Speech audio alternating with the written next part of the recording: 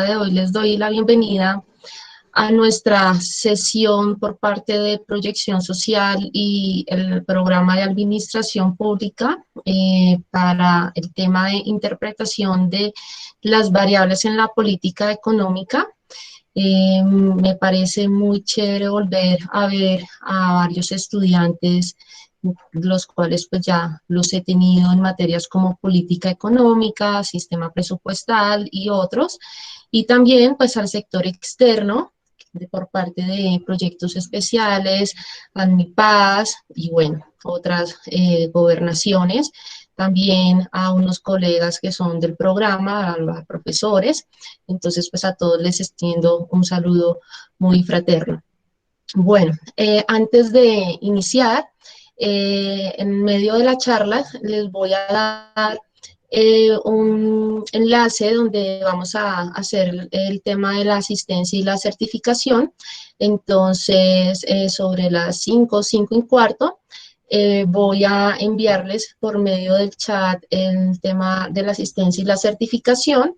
La idea es que la charla del día de hoy sea un poco más interactiva y también cómo cambiar el concepto que se tiene del economista en el sentido de la interpretación de las mismas variables a partir de lo general o lo particular. Esta charla ya la he venido experimentando casualmente este semestre en la materia de política económica, cambiando un poco la rigurosidad técnica per se de las mismas variables, partiendo de 3 variables importantes. Siempre comienzo diciendo que la economía se debe entender como cuando uno va al médico y le dice a uno qué tiene y dónde le duele. Casualmente, en este momento, el país está pasando una situación relacionado con temas que pues deben atenderse desde la parte económica, pero en este sentido se debe comprender qué son estos dolores para así ustedes como administradores públicos y bueno, de otras actividades, puedan también comprender cómo nosotros, el actor externo, entienda estos dolores que a veces nosotros no entendemos. Inclusive, a veces cuando estamos haciendo una simple compra, no vemos esto que puede estar afectándonos, una decisión de un gobierno, una decisión de un sector externo como una empresa, o a veces nosotros como no podemos participar en esas decisiones y pues no sabemos cómo puede afectar a esa interacción de empresa, firmas y el Estado como un gobierno. Entonces, pues nada, espero que la charla de hoy pueda darles como esas luces para todo el recorrido que ustedes puedan tener y pues si tienen alguna duda, pues participemos y puedan generar este debate y también pues generar también interpretación a partir de la política. Entonces, la charla tiene 3 partes. Esta es como la charla más gruesa que he podido realizar a lo largo de este curso de proyección, partiendo del hecho de cómo piensa o qué es lo que puede estar pensando el economista para dar estas luces cuando se le llama a dar la interpretación de política. La segunda parte es qué es lo que está pensando el político desde el sentido de la economía. Y la tercera parte es la interpretación de las variables, ya relacionando el sentido económico y el sentido político. Quizás esta primera parte para ustedes es un poco más de la aproximación teórica y ya caemos en los ejemplos de cómo interpretar las situaciones. Entonces, la primera parte se denomina lo que piensa el economista. Siempre se parte, es como definir la economía. Y en estas definiciones de economía, la más simple es como la asignación que se le puede dar a la manera más eficiente a estos recursos más escasos a la sociedad. Y es simple, porque es que a nosotros nos tienen que asignar de manera eficiente estos recursos. Pero ¿cómo se asigna? Es la pregunta. ¿Cómo se puede asignar? ¿De qué manera? Recordemos que en nuestra Constitución el Estado debe ser garante para que lleguen estos recursos. El problema es si se está llegando. Entonces, desde la economía, varios autores mencionan que no existiría casualmente el término de economía si no existe la escasez de las necesidades. Partimos nuevamente de ese dolor que tienen las personas, ustedes, yo, cualquiera, de esas necesidades, y yo creo que aquí venimos al contexto social, las protestas. La gente no saldría a protestar si no tiene necesidades. Y partimos de esta, de esta cuestión, de esta pregunta, de este dilema de la repartición de los bienes, ahorita los servicios, y es la existencia en sí de los sistemas económicos. Samuelson y Nordus también definen que la economía, aparte de ser una ciencia y un estudio, también debe generar una meta de mantener el elevado nivel de la productividad, de la mejora de calidad de vida, de la misma población y también de cómo manejar o emplear estos recursos. Entonces vemos, por ejemplo, en Colombia y en el mundo, cómo estos indicadores empiezan a decir, oiga, si se está manejando bien, si no se está manejando bien, estamos asignando, no estamos asignando, ¿qué nos falta por medir? Entonces aquí empezamos a interpretar esto que nosotros decimos técnicamente y que a veces, y yo también estoy de acuerdo como economista, atropellamos a las personas técnicamente al decir tiene tantos puntos porcentuales, pero las personas no tienen idea de qué son estos puntos porcentuales. Entonces aquí empezamos a decir, ¿cómo llegamos a la sociedad a decirle, un precio usted lo puede impactar negativo o positivamente y tenemos que hacer unas adecuaciones, o al señor gobierno también decirle estas sugerencias de forma de que usted no se sienta atropellado? También Mankiw al final recoge como toda esta, digamos que varias definiciones, y dice se tiene que generar una elección combinada de millones de hogares y empresas. Y claro, es que nosotros tenemos una cantidad de elecciones, tanto las empresas como los consumidores, para tomar unas decisiones. Aquí sale la famosa toma de decisiones de esta asignación de recursos que parte de un mercado, y es una cesta, como cuando uno va a un mercado y ve esta góndola cuando está a punto de pagar y dice, ay, yo me quiero llevar el maní, me quiero llevar la chocolatina, me llevo la revista o dejo todo, porque no sabemos al fin qué vamos a tomar. Esta decisión parte de otras cosas. Tenemos tres, digamos que, agentes importantes. Tenemos el consumidor, las empresas y el gobierno. Aquí la cuestión es el gobierno para entender qué es lo que está sucediendo y por qué suceden todos estos problemas. Entonces, en un hogar pueden decidir o se toman demasiadas decisiones. A veces es como quién lava, quién toma la decisión de llevar al niño a la escuela, quién le hace las tareas, quién tiende la cama. Entonces, todo el tiempo estamos realizando estas tomas de decisiones y se realiza economía. Tenemos varios autores que en este momento están diciendo es que quien realiza la parte doméstica es una forma de realizar actividad económica y se tiene que remunerar. Entonces aquí empezamos a hacer como la forma de decisión en sociedad. En una empresa también se toma la decisión de, por ejemplo, quién va a invertir, en dónde va a invertir, quién va a ser mi competencia, es desleal o no al momento de aplicar un precio por debajo de la demanda o de la misma oferta, quién va a ser mi cliente objetivo o ese nicho de mercado. Aquí solo estamos tomando decisiones de tipo de mercado, en otras palabras. Pero a nivel gobierno, también debe tomar decisiones no solamente para él, sino para todo un colectivo. ¿Qué, cómo, en dónde gastar, en dónde invertir?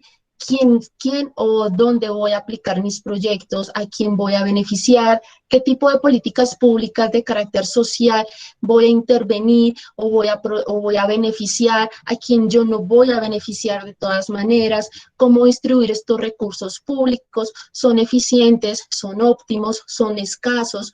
Entonces aquí empieza esta decisión y cómo afecta a la empresa y al hogar, que en últimas es la misma población quien elige al mismo gobierno. Cuando todas estas decisiones empiezan a estar en contravía, empezamos a ver que las necesidades no empiezan a estar cubiertas en un 100%. Estas decisiones empiezan a caracterizarse por unas funciones básicas.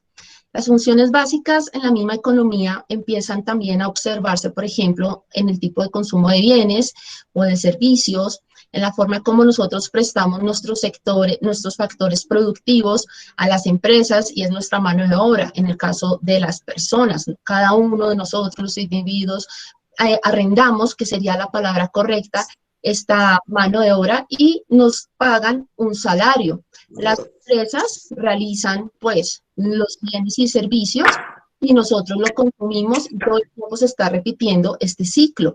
Pero el sector público tiene que regular, por ejemplo, que no exista la explotación laboral o que no se generen monopolios y así sucesivamente. Entonces aquí tenemos que buscar como este equilibrio en medio de una inestabilidad del mercado. Vivimos países donde se observa inestabilidades o falta de eficiencia en la misma asignación. En las decisiones tenemos que observar también, y esto también lo menciona mucho varios autores, que quienes van a trabajar en la misma sociedad tienen que destinarse a dónde usted va, en qué sector usted va a pertenecer. Y aquí es donde uno dice quién va a ir a trabajar la tierra o quiénes trabajan la tierra, quiénes van a estar en el sector de manufacturas y ese sector de manufacturas, qué productos están pues, realizando o quienes diseñan programas, estamos hablando del sector servicio y así sucesivamente.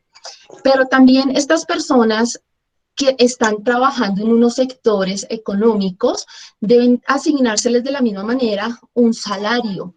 Y de esta forma, estas personas van a decidir en últimas qué consumir. Por ejemplo, con este salario no solamente van a consumir lo mismo que están produciendo, sino otros tipos de servicios, otros tipos de bienes que pues al fin y al cabo van a estar impulsando la misma economía y son pues las mismas decisiones que realiza este tipo de regulación el Estado.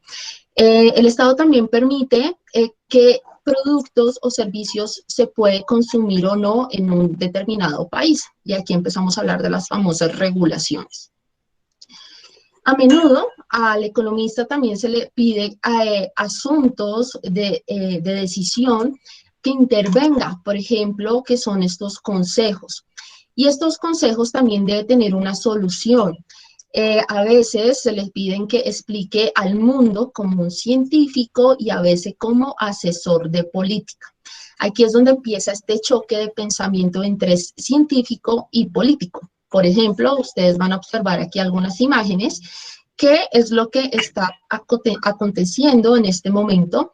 Y es, por ejemplo, cuando uno transgrede situaciones de hambruna en medio de una pandemia. Y esto fue lo que sucedió hace un año con el caso del Fondo Monetario y la Organización Mundial, en donde dice, tenemos que salvar la economía o salvar la salud. Si salvamos la salud, mucha gente va a empezar a tener una escasez y unas carencias, pero si salvamos la economía, la gente se va a morir en medio de una pandemia, entonces se tiene que tomar situaciones donde se tiene epidemiólogo y el economista y tienen que sentar bases. En el caso de un tema de solo reformas tributarias, si hablamos de reformas tributarias, no solamente estamos hablando de incrementar impuestos, estamos hablando también de aumentar la calidad o encarecer la calidad de vida. Entonces decimos es que el gobierno se desconecta de la realidad de las personas porque están atravesando desempleo, inflaciones casi nulas, tenemos problemas de pobreza, entonces dice es que tenemos huevos a tantos pesos, entonces ahí empezamos a decir hay una desconexión. Cuando hablamos, por ejemplo, del tema agrario, las personas que tienen que realizar todo un proceso productivo en la cadena de producción, no cuantificamos porque pues, el gobierno no tendría por qué saber cuánto es que le cuesta a una persona producir, pero indirectamente sí tendría que participar en esa cadena de producción desde el momento que al señor le cuesta la papa, cuánto le valen estos insumos, cuánto es que está encarecido el crédito, cuánto le vale el leasing para importar un producto o cuánto le vale el señor llevar el producto a través del intermediario. El intermediario podría estar abusando no de estos precios para llevar a la góndola. ¿Será que el señor le está pagando muy caro el precio a esta persona o no lo está pagando? Entonces aquí empezamos a ver que las personas en el sector agro en Colombia no están siendo protegidas, y esto no solamente sucede en Colombia, sino sucede en muchos países. Empezamos a ver que a veces el IVA suele ser un poco más costoso o menos en ciertos productos.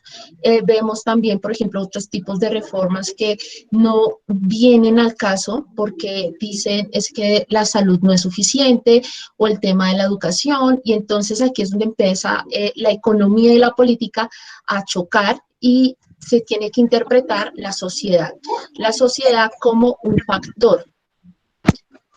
Se tiene que interpretar en este sentido como modelos, y son estos modelos donde pues obviamente empieza a decir como qué es lo que tiene que hacer el economista y el político, sentarse a interpretar estas variables. Por ejemplo, la inversión, qué es una creación de empresa, cómo se interpreta el empleo, para qué sirven unas ventas, para qué sirve una producción, qué significa hablar de gasto público y por qué se dice que el gobierno tiene déficit y qué significa este déficit, o qué significa un modelo en crisis, por qué los costos y los precios pueden estar asociados a esta pérdida del poder adquisitivo, por qué la inflación es tan importante en cualquiera de los dos modelos. ¿Por qué hablar de oferta y demanda? Porque se desconoce mucho de este tipo de modelos. Entonces aquí se tendría que interpretar un poco más de estas influencias, de estas variables, pues que obviamente no se va a comprender no solamente con una charla, sino con un poco más de objetividad. ¿Cómo? Entonces, en lo que piensa el político. ¿Qué se podría definir como política económica? Entonces, vendría aquí a interpretarse para cualquier persona que se dedique a estudiar estos comportamientos como el conjunto de decisiones de un gobierno, y es la expresión del gobierno. ¿Qué debe realizar este gobierno como la autoridad para la toma de decisiones? Y estas tomas de decisiones son N cantidades, son N situaciones, N necesidades, para decir, aquí vamos a llegar, estos son nuestros proyectos, estas son las necesidades y aquí las vamos a solucionar. ¿A partir de qué? De esta interpretación de economía, porque es que economía no solamente es hablar de crecimiento, sino también alcanzar los objetivos de desarrollo. No estamos hablando aquí todavía de los ODS, estamos hablando de la teoría de desarrollo económico. Entonces, cuando hablamos de cómo llegar a esta interpretación de política económica, es cómo ubicar al político en estas variables. Sencillamente es a partir de estas tomas de decisiones, es uno, ¿qué sería una economía normativa y qué sería una economía positiva? Se entiende pues que la economía tiene demasiadas ramas y pues que el político no sabría en dónde estaría tomando su decisión, porque le parece más sencillo decir, vamos a construir muchos colegios o vamos a construir N cantidad de hospitales o vamos a construir una isla que la acabó de desbaratar un huracán en un mes, y después se tiene que autocorregir y decir, no, yo acabo de cometer un error, no se construye en un mes, sino que tengo que pasar un proyecto y ese proyecto lo tengo que pasar con una situación ya de estas magnitudes, entonces tengo que reactivar turismo. Y la política de turismo está asociada con una política normativa porque la economía positiva no me funcionó. Ah, bueno, entonces empiezo a tomar estas decisiones porque un desconocimiento me hizo cometer un error. Para evitar estos errores es donde uno tiene que ubicar a esta persona que por diferentes decisiones dice pues cualquier tipo de cuestionamientos. La economía positiva me va a permitir dar unas explicaciones de unos fenómenos económicos. Esto es un poco más científico, más técnico. Entonces aquí es donde yo digo, ah, bueno, es que tengo que dar unas descripciones a partir de unas teorías económicas para explicar porque, por ejemplo, la inflación, si se dice que se puede imprimir tantos billetes, vamos a sacar la pobreza. No, error. Se tiene evidencia técnica, científica, que si nos ponemos a imprimir tantos billetes, vamos a causar un fenómeno contrario a una inflación y entonces vamos a elevar los precios y se va a encarecer la economía y las personas son las primeras afectadas, va a haber más desempleo y entonces no va a alcanzar la plata. Tenemos que mirar los factores micros y los factores macroeconómicos. Es estudiar prácticamente una economía. Pero si miramos los factores de una economía normativa, sí, claro, aquí ya tengo que dar respuestas no correctas ni falsas, sino a partir de unos juicios, de unas ideologías. Es decir, tengo unas herramientas que le permite al político, por ejemplo, si voy a hablar de materia de impuestos, políticas fiscales, si voy a hablar de materia monetaria, de dinero, de poner a circular moneda o no, política monetaria, si es que voy a hablar de política cambiaria, entonces voy a hablar de política exterior y política monetaria porque voy a afectar o beneficiar al exportador, al importador, las reservas, inclusive si voy a hablar del sistema general de regalías, inclusive tengo que hablar de política cambiaria, política exterior, política monetaria. Si hablo de política de rentas, también el impuesto. Entonces, aquí empezamos a hablar de este tipo de herramientas que la política normativa me podría a mí explicar la política económica. Entonces, aquí empezamos a ver cómo estas diferencias, cómo ubicar a este político, si va a ser muy técnico o un poco más ideológico, pero tiene que dar una solución, una explicación. Muchos presidentes en Colombia llegan con este tipo de pensamiento, un poco positivo o un poco normativo. Lo mismo los gobernadores o las personas que se dedican a escribir este tipo de documentos, los famosos COMPES. Para la toma de decisión, aquí empezamos a ver cómo en materia de política, la política económica tiene que analizar 4 elementos. Uno, que tenemos, digamos que, entender la existencia de una autoridad como el agente, es decir, el gobierno. El gobierno debe entender su papel y su funcionamiento. No puede desconocer los elementos y decir, ay, no, es que yo desconozco cuánto me vale la cubeta de huevos. Ojo, eso no significa que usted no sea la autoridad, usted tiene que conocer cuáles son los fenómenos de sus precios. El segundo es los fines y objetivos que persigue, y esto están claramente uno, pues a partir de sus herramientas, su política fiscal, su política monetaria, etcétera, pero también sus planes, sus proyectos, qué es lo que usted quiere realizar.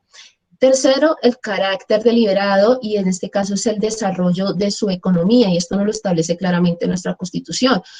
Nosotros somos prácticamente un país que se dedicó a hacer apertura económica y pues no solamente viene desde esta Constitución. Si uno habla de los primeros planes de desarrollo, el primer plan habla que Colombia era un país que se iba a dedicar a ser exportador. Y es absurdo cuando uno empieza a escuchar a la gente decir, pero es que nos dedicamos a exportar y a regalar productos. No, ojo, usted tiene que leer sus planes, usted tiene que leer cuál era ese pensamiento de esos políticos que fueron los primeros que se dedicaron a escribir y qué era lo que se quería de este país.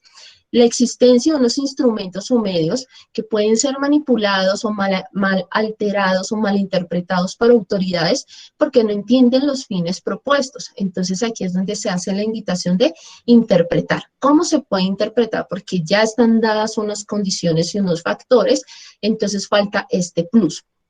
Entonces, ¿qué persigue un gobierno y qué pretende? En objetivos económicos son crecimiento, logros, estabilidad, equilibrio y la distribución, que es como la definición propia, pero en objetivos sociales son la mejora, la preservación y la distribución de ¿qué? Del mismo crecimiento, los logros o los fines económicos, la estabilidad, el equilibrio y la distribución. Pues también existen otros factores más allá de la economía, pero también es esto.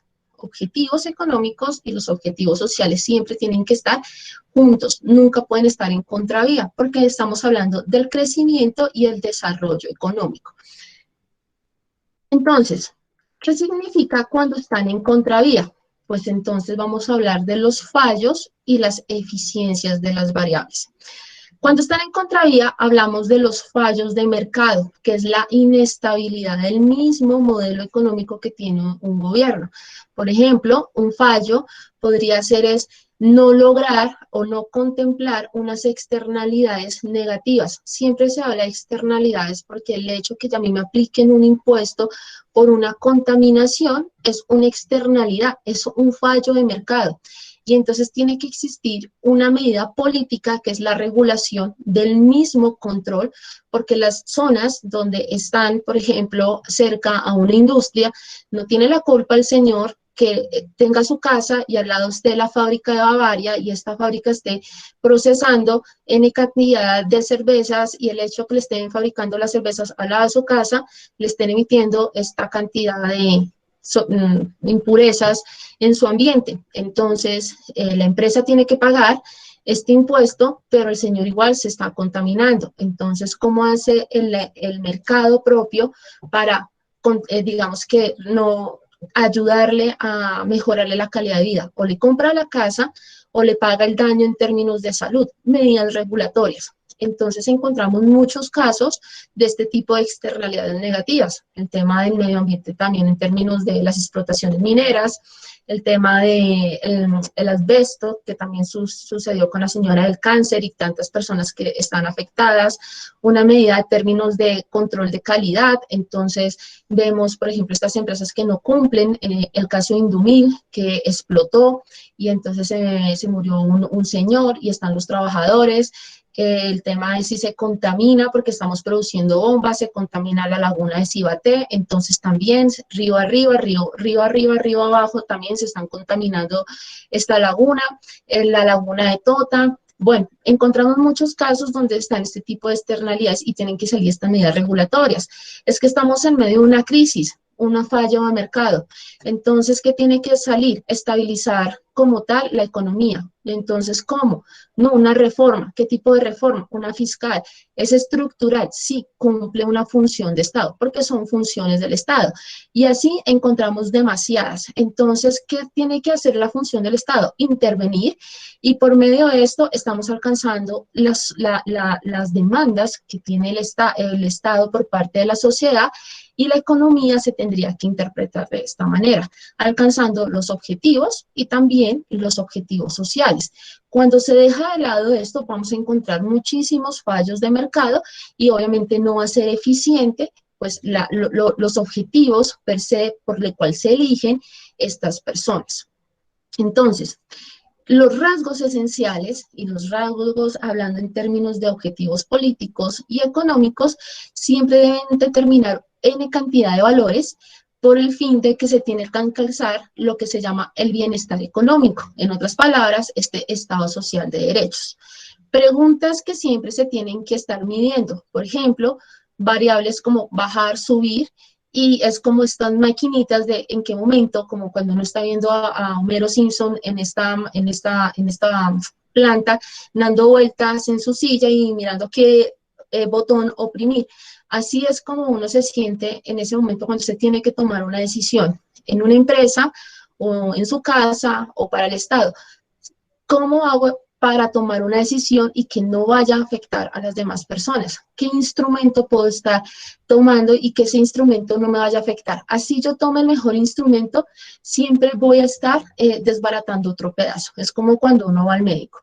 Usted le da el medicamento y este medicamento le puede estar beneficiando algo, pero en su cuerpo otra parte se puede estar no beneficiando, porque así está sucediendo todos los manejos económicos. No hay una receta totalmente 100% garantizada donde diga todo se estabilizó y nunca más eternamente no va a volver a suceder, porque los ciclos económicos por lo general siempre se están repitiendo, una subida y una bajada como en cascada cada 10 o cada 5 años dependiendo de los síntomas o la interpretación de la misma economía. Eh, digamos que las variables más cotidianas que se suelen medir en términos de política son el crecimiento, el pleno empleo, la estabilidad, la distribución de la riqueza. la renta y la riqueza y la balanza de pagos. ¿Por qué se tienen claros estas variables? Uno, porque son las más comunes, y dos, porque por lo general son las primeras que se afectan cuando están interpretando lo que les decía a ustedes, estos ciclos. Entre la última crisis, la crisis y la actual, pasaron aproximadamente 5 a 10 años dependiendo de la situación del país, pero en el contexto global casi fueron 10 años. Entonces, varios autores determinan que estas variables están ligadas más que todo también con el bienestar económico y digamos que en el caso del crecimiento se tiene que hablar de un crecimiento sostenido. Las personas que alcanzaron a leer el primer borrador de la reforma tributaria habla precisamente de este crecimiento sostenido, pues porque tendría que garantizar a través de unos recursos y unos ahorros, que era un superávit primario, un crecimiento sostenido por el tiempo. Pero resulta que en la anterior reforma, que era la del año 2010, prometía que Colombia crecería del 7 al 20%, y Colombia ni siquiera alcanzó desde esa época a crecer el 7%. La última vez que crecimos el 7% fue en el año 2007, 2008, y no volvimos a crecer a ese mismo ritmo. Lo máximo ha sido aproximadamente 4%, y lo que prometía era que si tendríamos ahorros, el 1% de cada crecimiento tendría que sumarle a la balanza primaria, al balance primario, perdón, para generar, digamos que estas mitigaciones como lo que estamos viendo en este momento por crisis. Entonces, hablar de sostenibilidad es interpretar este tipo de indicadores que nos muestran, por ejemplo, este tipo de reformas y que a la gente no les explican qué son estos balances. Hablar, por ejemplo, también de tasas de crecimiento. ¿Qué son estas tasas de crecimiento y por qué son tan importantes por ejemplo, las potenciales y las estructurales? Hablar de pleno empleo, por ejemplo, es que si a mí me sube o me baja la inflación o si se incrementa o disminuye el crecimiento, estamos hablando de un indicador malo o bueno para el empleo. Hablar de los ninis. Hace poco en una materia les explicaba a unos estudiantes que los ninis en un futuro podrían ser un problema para cualquier país, porque si bien nuestra pirámide poblacional se está invirtiendo, significa que ya no vamos a tener un problema no solamente pensional, sino también un problema de indigencia, porque estos ninis en el futuro, si no van a hacer algo, no van a trabajar, no están estudiando, pues entonces, ¿qué van a hacer en el futuro? Porque los padres o están vendiendo sus casas o quizás están saliendo de sus deudas y estas personas no van a alcanzar a heredar porque son personas que no tienen ni siquiera un nivel o estrato socioeconómico de riquezas medianas. Entonces aquí vamos a tener un problema de estas políticas públicas, sociales, donde pues empiezan a evidenciar no solamente en Colombia, sino en el contexto mundial, pues que son personas que o tienen problemas para acceder a un tipo de situaciones, por ejemplo, de educación, de salud, de vivienda fácil, o que sencillamente van a caer en una indigencia porque el mismo mercado los obliga a llevar a esta misma situación y que el emprendimiento claramente no va a ser su propia solución. Entonces empieza uno a observar este tipo de características que pues no se consideraban en este empleo y que ahorita se empieza a medir. Característica de este paro es el problema de los ninis, que ahorita empiezan a decir, no, mire, hasta los 28 años vamos a dar tales condiciones, tantos subsidios, pero el problema de dar tantos subsidios es que el Estado no va a dar tantos subsidios. La estabilidad de los precios, y entonces medir el indicador de precios, que no es lo mismo, es similar, pero no es lo mismo a la inflación, pero tiene consecuencias. La distribución de las rentas, entonces hablar, por ejemplo, de lo que podría estar gastando una familia, la riqueza, los bienes públicos, lo que podría estar disfrutando o las diferencias entre los sectores, el sector urbano y el sector rural, y obviamente, que es lo más desconocido para todas las personas, es el equilibrio de la balanza de pagos, porque estamos hablando no solamente ahora del déficit público, sino el déficit exterior que podamos tener nosotros, el comportamiento de nuestras reservas, y que hace poco, pues, el Banco de la República dijo, estamos mal, el año pasado nos fue pésimo, no tenemos plata, necesitamos que aprueben esta reforma, señor Estado, páguenos, porque es que usted nos debe a nosotros y no tenemos cómo solventar dicha evolución de nuestras reservas. Entonces, aquí vemos que los objetivos prácticamente son lo que se denomina en economía objetivos puros y que están ligados con todo el equilibrio del bienestar económico, que indirectamente es como medir cuando uno va al médico. El corazón, los ojos, los oídos, las manos, prácticamente es medir toda la economía en la parte cotidiana, pero las personas siempre lo vemos es en empleo, precios, riqueza. Prácticamente desconocemos es crecimiento y la balanza de pagos. Decisiones de tiempo, corto, largo plazo y la parte demográfica. De corto plazo hablamos es precios prácticamente y el empleo. ¿Y es por qué? Porque es donde estamos siempre afectados. Uno, por empleo. Entonces, si no tenemos empleo, no tenemos salarios. Si no tenemos salarios, tenemos que pagar más caro o no podemos acceder o castigamos nuestras casas es con unos productos que ya no vamos a pagar, no van a llegar. Entonces, aquí empezamos a observar este tipo de decisiones que en la política se está viendo afectado de largo plazo. Por ejemplo, hablamos del crecimiento económico y son estas proyecciones que se presentan, es que Colombia se va a recuperar o va a crecer al tanto por ciento, entonces hablamos de estas tasas de crecimiento, mejorar la distribución, entonces casualmente estuve revisando con unos estudiantes el Plan Nacional de Desarrollo de este gobierno que mencionaba que la distribución de la renta crecería por encima del 24% y pues en este caso no estamos ni creciendo al 24%, la reducción de la pobreza, mencionaba que comenzábamos con una tasa del 24 y que descendería al 24 y pues vemos que ahorita el DANE dice, no, mire que nuestra pobreza ha crecido al 42% y la monetaria al 12%, es decir, que en vez de disminuir ha crecido. El aumento del ocio y la disminución de las horas de trabajo a nosotros, cualquier persona no trabaja menos de las 48 horas, entonces aquí vemos que no se cumple estas cosas pactadas que tiene Colombia ante la OCDE al momento de ingresar, no se tiene, no se ha cumplido, entonces vemos estas condiciones de largo plazo en términos de política económica. En la parte demográfica, el control natal, el aumento de la población, el censo agrícola, cada vez se están estructurando, digamos que en este sentido el DANE, por ejemplo, sí lo está logrando controlar y mitigar, pero el problema ahora es mirar cómo se interpreta y cómo esto puede impactar las políticas de corto y de largo plazo. Pero también vemos decisiones donde las políticas de corto y largo plazo van a empezar a chocar, porque de todas maneras los fines de los mismos o las mismas políticas no van a ser iguales. Por ejemplo, de corto plazo y de largo plazo podemos hablar de sostener la actividad o el empleo, pero si hablamos de corregir un fallo de empleo, vamos a tener un problema o de desbalance de nuestro sistema presupuestal, o si corregimos el balance, vamos a tener un desequilibrio en empleos. Entonces no sabemos si corregir una cosa nos puede perjudicar otros tipos de variables o lo mismo puede suceder en el largo plazo. Por eso siempre van a existir conflictos y choques que pues las poblaciones tampoco van a entender, pero son decisiones que un gobierno tiene que tomar en el inmediato y pues no se explican, sino que se toman y ya, chao. Entonces es importante siempre explicar.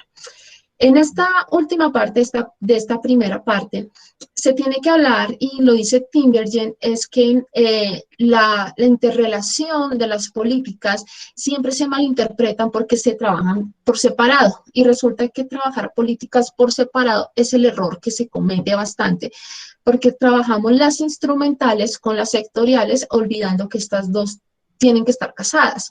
Entonces, hablamos, por ejemplo, de política de educación sin tener en cuenta que esta política debe tener unas interpretaciones, por ejemplo, que deben estar asociados a unos factores monetarios, unos factores fiscales, unos factores laborales y demás. Entonces, siempre se deben trabajar ambas para que nunca estén, digamos que fallando en el momento que se estén, digamos que imponiendo en el momento de tomar una decisión, que es el caso como por ejemplo, cuando hablábamos de la política de turismo para reactivar el caso de San Andrés, cuando fue investida por el huracán. No es que la vamos a construir en tanto tiempo, pero no tenemos en cuenta otros factores que están interrelacionándose con la política de turismo.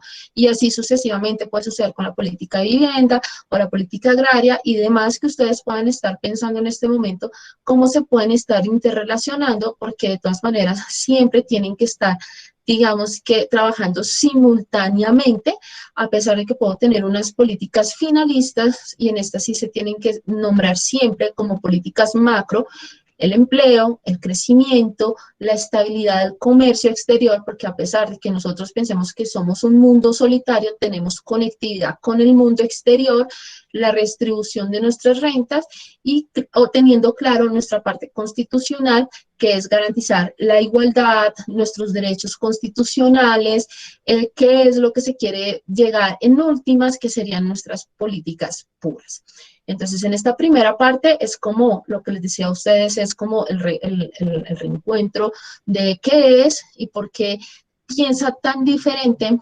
El economista piensa tan técnico y el político piensa un poco más hacia las políticas puras y se trabaja prácticamente por separado. Y por eso son estas discusiones que tenemos en la actualidad. Siempre se está pensando totalmente diferente. Llegamos a la parte de las variables. Y en esta parte de las variables llegamos a ver el objetivo en sí de la macroeconomía, que es lo que les decía a ustedes, el objetivo puro de la misma política. Y entonces empezamos a ver que la importancia que recae sobre la macroeconomía para tomar o interpretar las variables es la resolución de estos cuestionamientos causados por los agregados económicos, por el comportamiento de los factores productivos, por estos racionamientos que pues, está tomando la sociedad en conjunto o los mismos agentes. ¿Cuál es el problema? Entender la mayoría, nuevamente, de estas variables: crecimiento, empleo, estabilidad de precios, el equilibrio del presupuesto o el equilibrio exterior. Cada uno de ellos está medido por unas variables muy específicas y esas variables específicas tienen unas subvariables y de esas subvariables unas subvariables y así sucesivamente. Dependiendo de la necesidad, obviamente, se tienen que alcanzar estos objetivos macroeconómicos. Entonces, ¿por qué son tan importantes? Porque cada uno de ellos tiene un fin específico. En el caso, por ejemplo, de la parte exterior, estamos hablando de si nuestras exportaciones o nuestras importaciones están generando un dinero y este dinero obviamente dice, es que el producto se está vendiendo bien afuera y causa conmoción, o no estamos vendiendo y está siendo afectado por X productos, como es el caso de los zapatos chinos y está afectando a un sector específico. Entonces vemos el caso de las importaciones, o el colombiano está consumiendo demasiadas plataformas extranjeras, como el caso de Netflix. Entonces ellos ven la oportunidad de mercado y prefieren tener aquí su sucursal para empezar a hacer todo el tema televisivo, para empezar a vender al mundo porque sale más barato. Entonces empezamos a ver como todo el comportamiento de esta balanza de pago, pero uno también lo puede ver por la parte de crecimiento, qué productos están aportando a nuestro Producto Interno Bruto, qué región específicamente le puede estar generando mayor crecimiento o qué ciudad, y entonces empezamos a ver esta competitividad y pues por eso es tan importante empezar a ver qué objetivos están ahí cumpliendo o cuáles no y cómo se puede empezar a mejorar para tener esta eficiencia. Entonces, a manera general, tenemos nuestro Producto Interno Bruto, que en últimas lo que quiere es mirar estos valores monetarios de unos bienes y servicios finales que se están produciendo y también en una frontera o en una frontera específica para un mercado en un momento determinado. Esa es como la definición más básica que uno puede tener de Producto Interno Bruto. Sin embargo, existen diferentes también denominaciones de producto de bruto, como por ejemplo cuando uno está produciendo una renta afuera y que usted le está aportando, que es el caso del extranjero, o también cuando son productos finales o medios, o que están en el proceso, o cuando usted tiene una puerta y resulta que usted no ha terminado la puerta, sino que se lleva este producto a otro país y luego nuevamente llega a la puerta terminada. Esa es otra forma de hacer medición de Producto Interno Bruto, pero en sí esta es la forma más simple de interpretar el Producto Interno Bruto.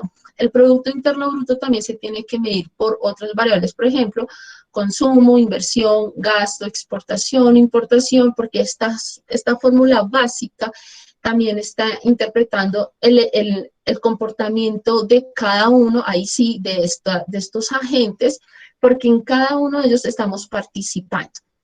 Entonces, la importancia de este crecimiento es porque nos va a dar a nosotros la capacidad de producción de año a año, y es como las empresas, o es como en sus casas, o puede suceder como en el gobierno. Nos estamos proyectando mes a mes, año a año, día a día, qué es lo que va a suceder. Y a medida que nuestras riquezas estén aumentando, pues obviamente nuestras rentas de cada individuo pues va a aumentar y va a mejorar nuestra calidad de vida. En otras palabras, si a un país le va muy bien en términos de crecimiento, pues nuestra calidad de vida está pues súper bien. Y por eso observamos muchos países que crecen a unas tasas bastante altas y es lo que uno denomina países de buenas o de primer mundo, que pues donde se garantiza este tipo de calidad de vida. Sin embargo, vemos países que no crecen de esa misma tasa o acelerada, y entonces son países medios que están o en vía de desarrollo o que están, mejor dicho, nulos, que no crecen y que necesitan demasiada ayuda de otros países para su crecimiento, que son las famosas cooperaciones. Y entonces aquí es donde dicen no tienen buenos niveles de calidad de vida. Colombia se puede considerar que es un país medio, que si bien tiene cooperación, crece a unas tasas. Sin embargo, no es un país óptimo que tenga un nivel de calidad de vida totalmente satisfecho, porque tiene también unos problemas. Aparte de los conflictivos, también tiene unos problemas sociales que hace que esta distribución de la riqueza no sea totalmente óptima para todo el mundo y genere estos desbalances. Pero si sube el PIB, también podría también disminuir el desempleo. Entonces sí, esto también se puede explicar de esta misma manera, pero existen otros factores asociados de que esto tampoco se cumpla en sí, porque de todas maneras las empresas deben producir más bienes, más servicios y por ende tendrían que contratar más trabajadores y el desempleo tendría que en sí disminuir. Entonces, miren que también asociar crecimiento y por eso es tan importante que las regiones, como en el caso de Colombia, estén produciendo, que no se queden quietas.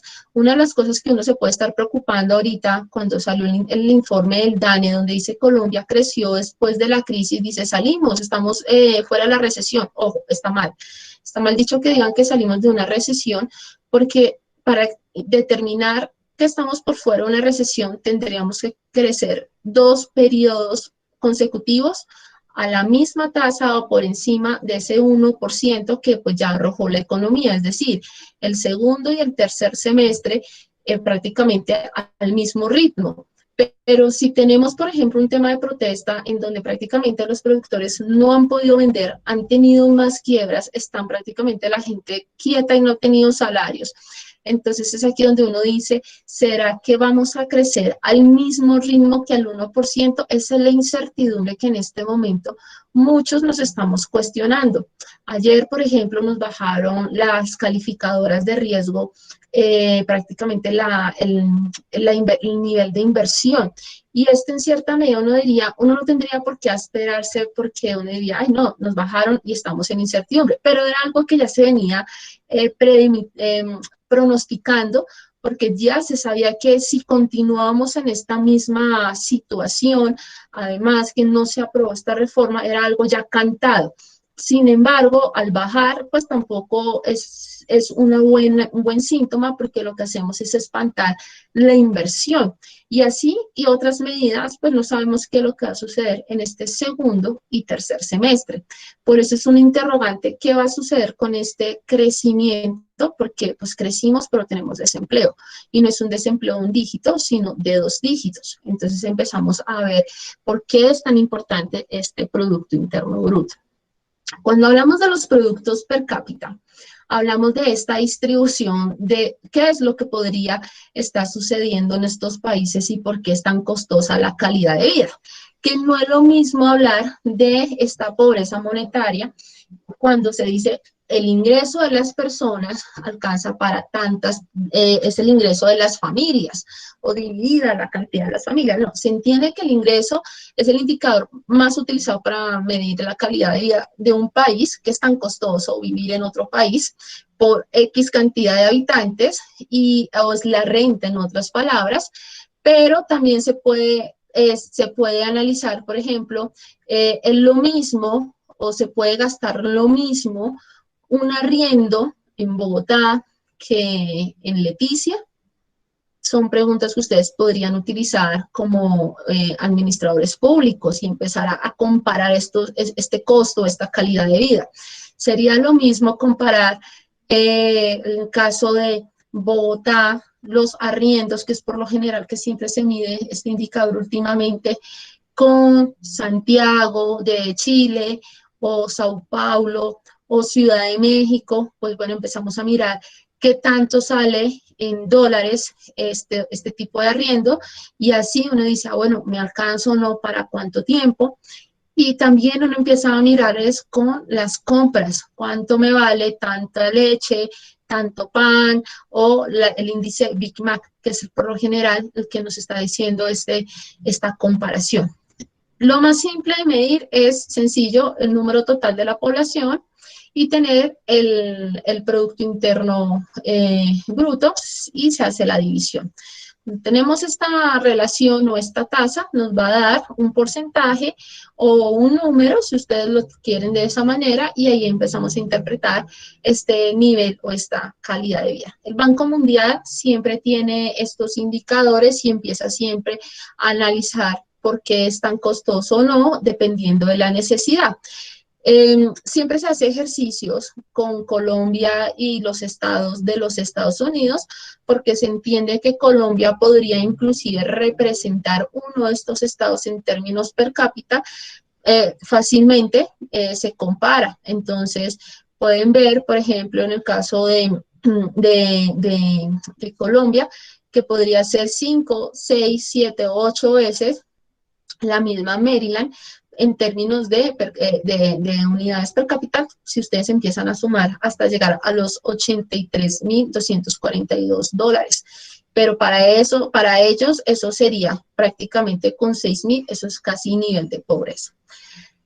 Cuando llegó la primera misión Colombia, en el año 1949, Colombia indicaba, según los informes del Congreso de los Estados Unidos, alcanzaba la misma paridad adquisitiva, que son los mismos $6,432, hace casi 73, 70 años, ese mismo índice. Es decir, que nosotros en unidades per cápita no hemos crecido. Son esas deudas que por eso se entiende que la gente dice, debe crecer el salario mínimo, porque pues obviamente se entiende que con el tiempo no hemos crecido ese indicador de calidad de vida.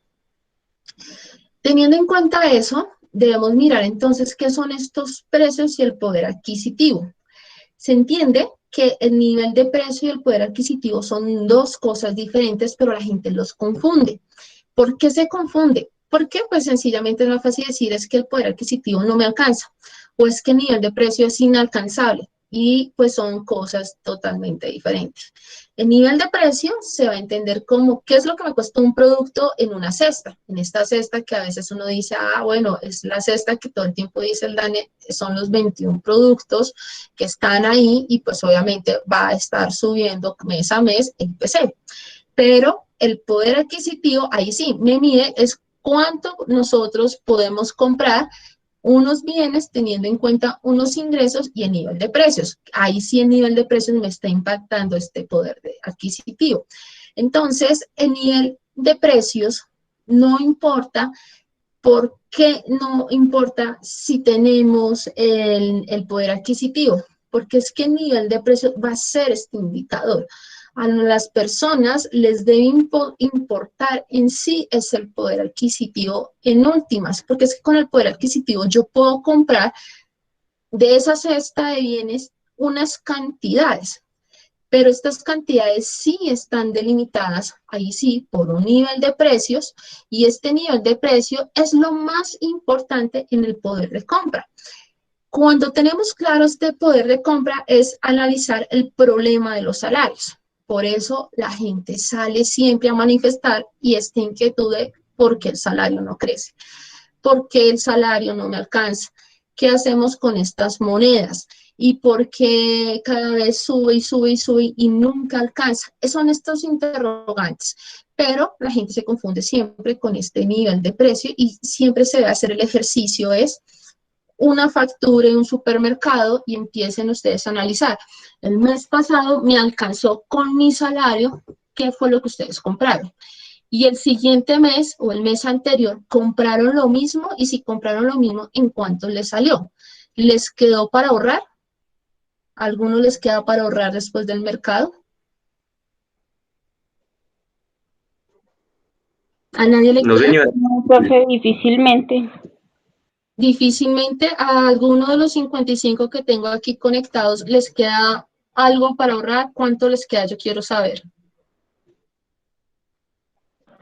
No, No, profe, como nada. comentó, A la profe Joana, ¿cuánto le queda, profe? ¿Qué te digo? Por ahí el 10% del salario me queda. Bueno, el 10%, o sea, la regla básica dice que uno le tiene que quedar el 5%, a ti te queda otro poquito del 5%, bueno, bien, buena ahorradora. Vale. Profe, a mí me queda el 10, pero porque estoy afiliada al fondo de empleados, entonces prácticamente me lo descuentan y es el ahorro que estoy haciendo, es lo único, el 10%. Bueno, pero tú ahorras porque te lo descuentan de tu salario, pero así no te Pero lo veo descontarán reflejado como un ahorro, por programado. ejemplo, al año si quiero retirarlo o a los 2 años. Entonces, lo veo No más como un ahorro, porque voluntario. si no, entonces me gastaría todo el sueldo y ni ahorraría ni nada. Entonces es como un ahorro que estoy haciendo ahí. Esto es importante, tener estos ahorros, pero si no estuviera este ahorro, no te quedaría. Entonces, miren el problema y esta disparidad que se está presentando.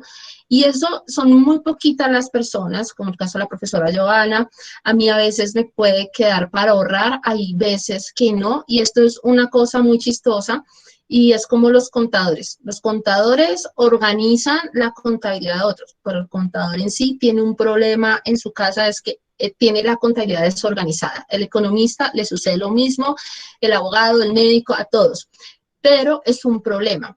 El Banco Mundial decía en un informe que se podría realizar cooperación y ayudar a disminuir a los países más pobres.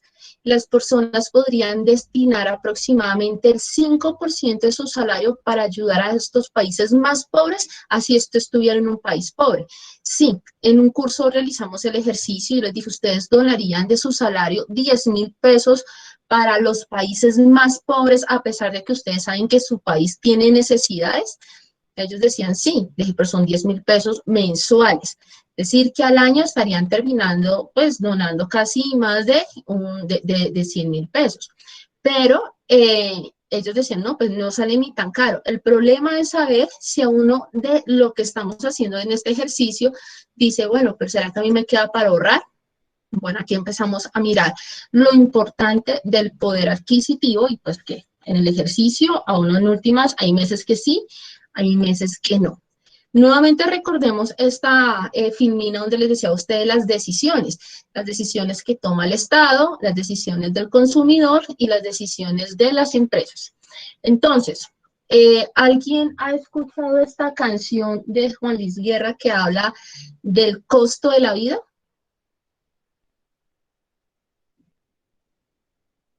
Sí, señora. Esta canción es prácticamente la radiografía y no cambia, sino hay una parte que es muy clara porque habla precisamente de este impacto. Habla casualmente de cada vez que sube las cosas y cada vez que sube no se puede alcanzar a comprar unos productos o a veces no alcanza tampoco para comer. Esther Dulfo, Nobel de Economía, habla precisamente de la pobreza y dice que la pobreza no solamente no poder comer, es a veces mal comer y se mide por las cantidades calóricas.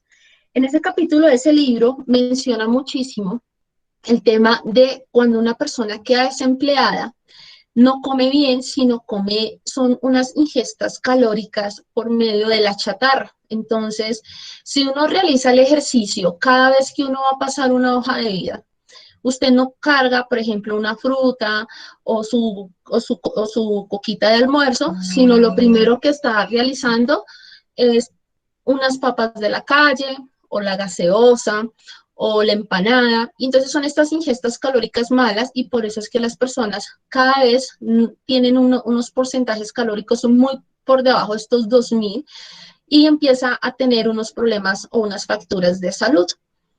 Entonces aquí empieza a interpretarse esta canción, donde dice tampoco alcanza para comer, o no alcanza a veces para la libra de arroz, o el cuarto de café. Empezamos a ver que ni la libra de arroz vale lo mismo que hace 10 años o 5 meses, porque empezamos a ver los impactos que tiene casualmente estos precios, y pues a la gente no le importa ni lo que puede estar pensando el que tomó la decisión de subir los precios o pues aumentarlos, pero tampoco le va a importar al señor que lo está vendiendo porque de todas maneras él es el que está recibiéndolo y ustedes porque lo están pagando. Entonces, esta canción es prácticamente la radiografía de todos los que estamos prácticamente habitando la tierra, pero cuando interpretamos el efecto de los salarios, tenemos que irnos entonces a la parte normativa. En la parte normativa, a nosotros, bueno, aquí me dicen que sí. En la parte normativa, cuando yo hablo de salarios, en una clase mencionaba qué es lo que nos define a nosotros la Constitución. Y obviamente que nuestra Constitución nos dice que nosotros tenemos es un derecho a un pago en medidas o condiciones dignas y justas, porque es una obligación. Sin embargo, la empresa debe también tener la función social que implica. Entonces, miren esta parte de la función social. Y esta función debe estar, obviamente, a cargo de una dirección de la economía por parte del Estado, señalados por unos objetivos propios, perdón, y estos objetivos se van a denominar el salario, denominado como la remuneración económica por un trabajo. Es decir, que volvemos otra vez lo que les mencionaba. Desde la parte teórica se dice que las personas arrendamos un salario, que arrendamos nuestra mano de obra acá y que en compensación nos van a pagar un salario. Pero ahora, si vamos a lo que define nuestra Constitución, pues dicen que nosotros tienen que pagar un salario, porque es que es una remuneración económica por un trabajo. Esto es como lo interpreta la Constitución. ¿Qué sucede en la realidad? Si miramos nuestro Plan Nacional de Desarrollo, el actual, el vigente, se expide una ley en el año 2019, la ley 1955, y establece como pilar fundamental la inclusión productiva. Esta inclusión productiva dice que será la fuente de trabajo decente, el acceso al mercado y los ingresos dignos acelerados. Pues si hablamos de inclusión productiva, pues no tendríamos por qué tener el efecto que ahorita estamos viendo, que es una cantidad de desempleo y unos salarios que, pues si bien se ha visto que ha crecido, ¿cuál es el problema cuando se suben los salarios de la manera en que se han subido tan abruptos? Desempleo. ¿Por qué? Porque de todas maneras las empresas tendrían que incurrir en asumir esos costos asociados por un efecto de subir el salario por encima de ese porcentaje que normalmente o gradualmente ha venido subiendo el salario colombiano. Entonces, cuando hablamos del acceso a los mercados y los ingresos dignos, pues uno dice, no, estos no son ingresos dignos porque estamos castigando a unas poblaciones que están quedando en este momento desempleadas. El objeto de la política económica en términos de empleo y productividad, pues dice se tiene que respetar el cumplimiento de los derechos fundamentales del trabajo y el diálogo social, que son estos que les acabé de mostrar que nos menciona nuestra Constitución. Los trabajadores, los empresarios y el gobierno son en última los que tienen que estar negociando. Y ahorita cuando uno ve esta protesta que dice, no, es que se tiene que aumentar, pues uno dice, ¿dónde están estas personas que nos representan? Porque pues ahí yo no veo estos representantes porque no están hablando de este pacto colectivo. Cuando se retoma este concepto constitucional, pues empezamos a ver que en los últimos años Colombia solo ha tenido 4 rondas concertadas de salarios. El resto ha sido solo por mando del presidente, donde se aumenta porque no se pusieron de acuerdo, ustedes los 3 no se pusieron de acuerdo. Promover el objetivo plasmado debe ser el fortalecimiento del ingreso real. Y aquí también se comete un error, porque no se interpreta qué es el ingreso real y qué es este salario mínimo legal. Y entonces, cuando hablamos del ingreso real, es que estos incrementos deben estar por encima de la inflación por los años superiores. Y el año pasado mencionaba el presidente diciendo es que se incrementó el salario a $1 millón de pesos. Ojo, es que eso no es $1 millón de pesos. Nosotros no ganamos $1 millón de pesos, está es por debajo. Pero la inflación le causó un desbarazo, un problema, porque la inflación cerró por debajo y el IPC también. Entonces, cuando vemos que se aumenta el salario por debajo de estos 2 indicadores, vamos a ver que el costo de vida pues se va a incrementar más de lo que quizás el año pasado estábamos nosotros pagando. Entonces, encontramos el articulado de nuestro código sustantivo que el pago que vamos a tener debe ser este derecho a tener un pago para sufragar nuestras necesidades básicas propias y de nuestras familias. La pregunta acá sería ¿ustedes con su salario están sufragando sus necesidades propias y de sus familias? Es decir, ustedes tienen su mínimo vital y además de su mínimo vital, ¿pueden sufragar las necesidades de sus familias? No, profe, no, o sea, con un salario mínimo no alcanza, no se alcanzan a cubrir todas las necesidades. Bueno, aquí me están diciendo no. Claro, es difícil lograr alcanzarlo y hace poco el director del DANE, en una charla en el canal RTBC, creo que es así, mencionaba que inclusive con 2 salarios, casi como con 2 millones, tocaría tener 3 millones para alcanzar a tener este tipo de necesidades sufragadas, casi con 3 millones de pesos. Es decir, que una persona que tenga 1.800.000 pesos no alcanza a tener ni alcanzar a cubrir sus necesidades básicas propias. Es decir, yo o ustedes individuales salen a su calle, se pueden comer un helado sin tener esa culpabilidad de decir, me gasté un pedazo o un cuarto o algo que tenía para cubrir y además gasté algo o toqué lo que uno normalmente siempre escucha, el subsidio de los niños, que es el subsidio que les dan por algo. No, es además tocarlo de sus familias. Casi toca tener 3 millones de pesos para tener, digamos, cubiertas esas dos concepciones, que mire que la Constitución y el Código Sustantivo del Trabajo dice claramente, se tiene que cubrir. No, acá es difícil hablar de esta parte cubierta. Ahora, en la política se tiene que analizar lo que les decía, el salario nominal y el salario real. El salario nominal es, nuevamente, la cantidad de dinero que va a recibir los trabajadores por hora, mes, año de trabajo. Asimismo, el salario nominal será este incremento por una proporción de unos bienes o servicios, es decir, pilas. Cada vez que ustedes escuchen, y nuevamente en estos debates, es que se va a incrementar el salario. Así, ¿y qué tipo de salario? porque si van a hablar del nominal, entonces piensen que inmediatamente si se incrementa el salario nominal, va a incrementar inmediatamente los precios. Por eso la canción de Juan Luis Guerra.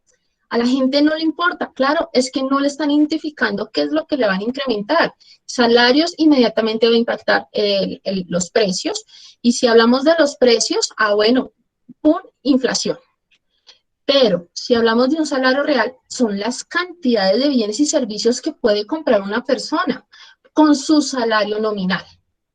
Bueno, entonces si me van a hablar de este salario real, entonces, ¿qué puedo comprar? Ahora sí, el trabajador va a perder su capacidad de compra con su salario, porque cada vez que se incrementa, pues se supone que no me va a alcanzar, que es lo que vemos en otros países. Aumenta el salario, aumenta la inflación, aumenta la inflación, aumenta el salario, pero de todas maneras estoy perdiendo la capacidad de compra. Por eso es tan peligroso aumentar tan abruptamente los salarios, porque entonces lo que van a hacer es nominalmente impactar los precios. Y nosotros, los seres humanos, somos sensibles a los precios. Ese es el efecto del análisis de los dos tipos de salarios en términos de una decisión de un gobierno, pero que en economía no se explica. Sí, pues claramente se le explica esto a las personas, pues empezarían a tener como este análisis de ahorro y empezar a decir, ¿qué empiezo yo a castigar en mis casas o en una empresa? Pero pues de todas maneras, usted no puede castigar porque llegará el momento de tomar la decisión de decir, o gasto o gasto. Entonces el salario mínimo empieza a definirse como el límite inferior que un gobierno impone. Y esto ya no es una cuestión de decirle a la empresa, usted puede ganar un aproximado, no, es lo que establece un gobierno. ¿Y es por qué? Porque en el artículo 53 de nuestra Constitución menciona que esta remuneración se va a denominar el mínimo vital móvil por una cantidad y una calidad de un trabajo, independientemente. Asimismo, este mínimo o este salario mínimo no tiene por qué ser afectado por la inflación o por una pérdida del poder adquisitivo de la moneda.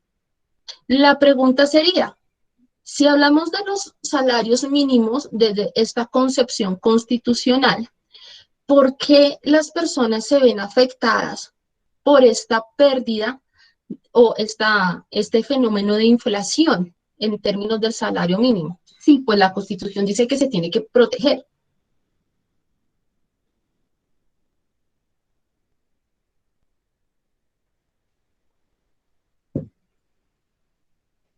Es complejo, porque no tiene una respuesta, no tiene una solución, porque los precios es imposible de manejar, son imposibles. El objetivo del Banco de la República es controlar, pero el problema es una decisión de gobierno, como el que les acabo de mostrar.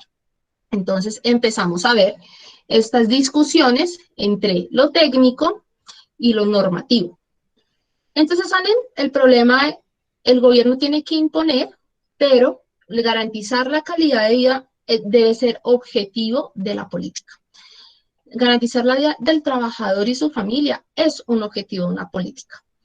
Y aquí vemos ya prácticamente tres variables analizadas: crecimiento económico, salario, y ahora vamos a ingresar a la inflación. Se tiene en cuenta que la comisión debe tener claro pues, el comportamiento macro, inflación, crecimiento y el salario propuesto. Cada vez que vemos estas gráficas, obvio, la gente no entiende qué es esto, pero simple, están hablando de los fenómenos de los precios, los fenómenos del crecimiento. Si a la economía le va bien, claramente podemos hablar de que se puede incrementar o se puede dar más salario, más empleo. El problema es que si nos va bien no podemos decir vamos a pagarle 1 millón de pesos el otro año a las personas y hablamos de salarios mínimos, porque ojo, eso no significa que podemos hacer estas decisiones así. Y el año pasado me acuerdo que los grupos de sindicatos decían, es que las personas deben ganar 1.100.000, 1.100.000, 1.200.000. Pues era absurdo, porque pues lo que les explico es de la teoría, no se puede incrementar de esa manera, porque lo que primero se va a impactar seguro es la inflación. Entonces se tiene que subir proporcionalmente como se viene manejando la economía. El problema es que Colombia no es un país que suba proporcionalmente, porque pues eso ya depende de cómo el gobierno establezca sus proyecciones. Entonces, por eso son importantes estas proyecciones. Otro ejercicio normalmente que se realiza es con cuánto yo puedo hacerlo, es el índice Big Mac con el salario.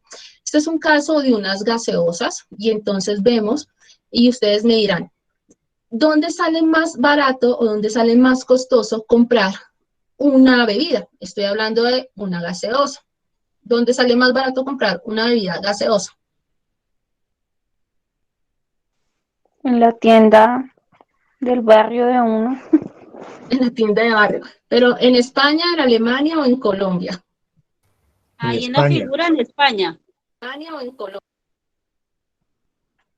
En España, o sea que si el salario está actualmente en 1.108 euros y en Colombia está en 900, ¿cuántas botellas ustedes pueden comprar?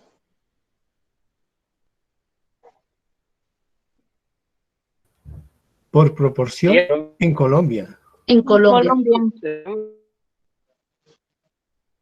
En Colombia. Entonces miren los análisis. En Colombia es un poco más barata la calidad de vida. El salario no es tan bueno que respecto a el salario mínimo español, pero miren que en Colombia pueden comprar más botellas. Ese es el índice de Big Mac. Entonces, aquí empezamos a ver esta proporción de lo que quizás a nosotros nos pueden estar ahí analizando. Pero si ustedes miran España y Alemania, que pertenecen a la misma comunidad europea, pues, ¿dónde es más barata o más barato ir? ¿En España o en Alemania? En Alemania. Según la calidad para comprar cosas así, Alemania. Entonces empezamos a ver el término, claro, porque es que el salario está más alto que en España y así sucesivamente. Entonces siempre piensen en ese término, siempre piensen en ese sentido, qué es lo que puede estar ahí sucediendo. ¿Por qué? Porque nosotros somos sensibles siempre, como les digo, a los precios. El caso de los huevos, bueno, si entienden mi letra, por favor, esto es una imagen que realicé en este momento para la clase, y es el caso de los huevos. Ustedes recuerdan el caso de los huevos y el ministro, ¿no? Estaba desconectado totalmente de la realidad. Les dijo en una entrevista que una docena de huevos, si no estoy mal, costaba $1.800, que eso era 1.800 pesos, perdón, y que eso era aproximadamente $2, se podía estar comprando fácilmente la docena. Lo que realicé era como empezar a mirar dónde vivo y salir por tiendas, cuánto costaban los huevos. Muchos empezamos también a realizar el mismo ejercicio. En total, para comprar una docena, tocaba prácticamente tener más de $1 y colocar unos centavos para tener el tema de la docena de huevos. Sin embargo, en cadenas grandes no le venden a usted ni la media docena. Existen tiendas en Bogotá y supongo que en el resto de Colombia donde le venden a usted 6 huevos, la bolsita de 6 huevos. Pero esta bolsita usted no se la venden por menos de 2.500, pero tampoco por debajo de los 2.000 pesos. Es decir que conseguir huevos a 1.800, no sé ustedes dónde consigan huevos a 1.800, excepto la noticia de Cali donde salieron a vender los huevos a 1.800, pero conseguir así, bastante difícil. 12 huevos, pues no sé en dónde conseguirán ustedes los 12 huevos, pero conseguir 6 huevos por debajo es complejo. Un huevo, pues bastante caro, si ustedes ingresan a la central de abastos en Bogotá, es bastante duro. Esta semana, hace 15 días yo realicé el mercado de mi casa. La cubeta de 30 estaba en casi 16.000 pesos. Ahorita volví a comprar otra cubeta y ya me costaba los 19.000 pesos. 19. Y todo por el tema ahorita del paro. Un fenómeno social como eso, y en Bogotá que todo es tan centralizado, es bastante duro tener o manejar, como les decía a ustedes, el tema de los precios. En este ejercicio que fue como en marzo, febrero, empieza uno a mirar y ustedes pueden realizar su propio ejercicio en la casa. Miren qué es lo que les llega caro y cuando esté muy caro, entonces ustedes dicen, ah, no, mire, el problema es que a veces o es la tienda o es el intermediario o es el gobierno o algo está sucediendo y por qué somos tan sensibles. El caso de los peajes, el caso de la gasolina, el caso de la luz, todo esto no les sirve para llevar su propio control. Entonces, en el caso aquí yo analizaría y decía, vea, si el dólar se encuentra a 3.608 pesos, entonces, para que un colombiano pueda adquirir una docena, le falta 50 a $1 adicional para tener casi los 12 huevos. O sea, no alcanzaba todavía para llegar a los 12 huevos como el ministro pensaba. Entonces, aquí es donde ustedes empiezan a tener este tipo de reflexiones sin necesidad de tener tanta técnica. Es solamente objetividad, como les decía, pura política normativa. Solo objetividad, solo reflexión. ¿A partir de qué? De unos elementos tan simples como saber qué son estas variables. Pero en este es un solo ejercicio básico de qué es lo que se quería alcanzar en un caso. ¿Qué afectó el incremento? Entonces, en la inflación, pues se entiende que este es un aumento generalizado por los bienes o los servicios, es un precio que tiene medido en el caso de Colombia el Banco de la República y en el mundo pues son los bancos centrales los encargados de este fenómeno. La ortodoxia clásica, y cuando hablo de ortodoxia es este pensamiento en política, son estos pensamientos izquierdistas que dicen, no, es que mire, si tenemos inflación, pues pongamos el dinero a funcionar, que aquí se acaba la pobreza y todo, pero debemos tener mucho cuidado y mucha responsabilidad cuando hablamos de este tipo de ortodoxia, porque cuando hablamos de una oferta y una demanda, implica que los precios no podrían aumentarse per se o entendiéndose la producción, porque debemos entender otros factores asociados que se van a estar afectando en el mismo comportamiento de las variables económicas.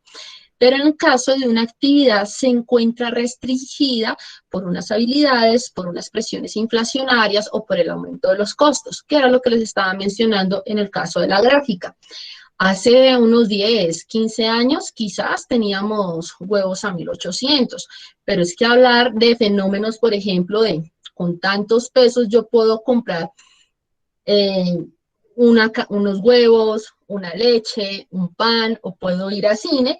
Ahorita yo ya no me puedo dar el lujo de decir que con 100.000 pesos puedo, porque resulta que ya los 100.000 pesos no me alcanzan.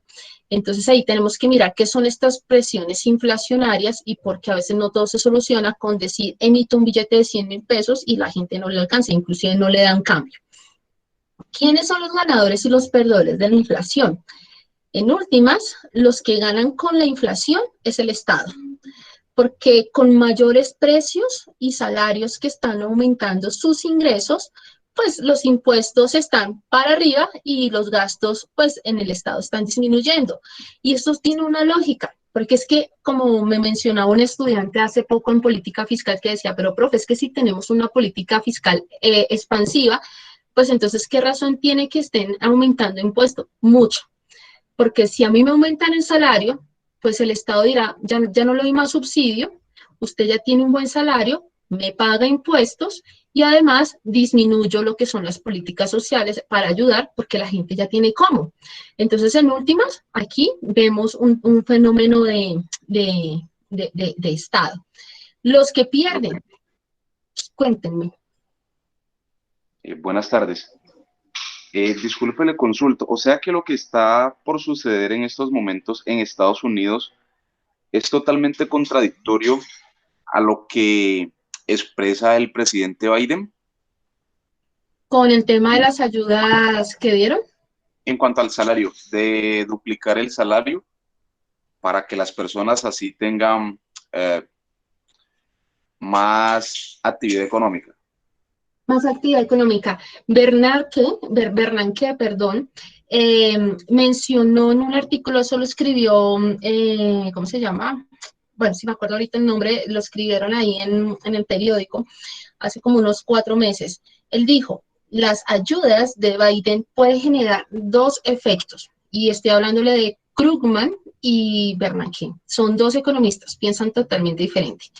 Krugman dice, esto es bueno, porque puede reactivar la parte económica. Esto es pensamiento keynesiano.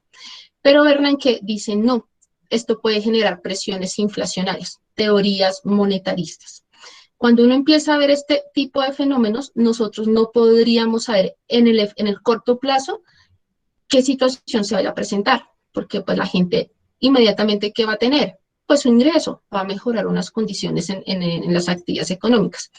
Pero en el mediano y largo plazo es ahí donde empezamos a ver estos fenómenos, que es lo que les estoy mencionando a ustedes en la teoría económica. Por ejemplo, en el mediano y largo plazo, las empresas son las primeras que empiezan a tener este costo un poco más elevado. Los precios empiezan inmediatamente a subir y las personas van a decir, no nos alcanza, no es suficiente, necesitamos más ayuda. Esto es lo que nos dice la teoría monetarista. Pero los keynesianos, que son los del gasto, dicen, no, pongamos más la máquina estatal, más ayuda, ¿y qué es lo que dice la FED? Pues la FED dice, bueno, yo le presto hasta cierto punto, pero ya después le corresponde a usted, señor Estado. Eso es lo que ha sucedido en Estados Unidos. Vale, profe, muchas gracias. Listo. Entonces, aquí esos son, digamos, que los perdedores y los ganadores. En el caso de los ahorradores, pues entonces es que los ahorradores en últimas tienen que tocar sus ahorros. Lo hemos visto, y como acaba de mencionar la persona que acabó de intervenir, en esta crisis mucho nos ha tocado sacar nuestros ahorros.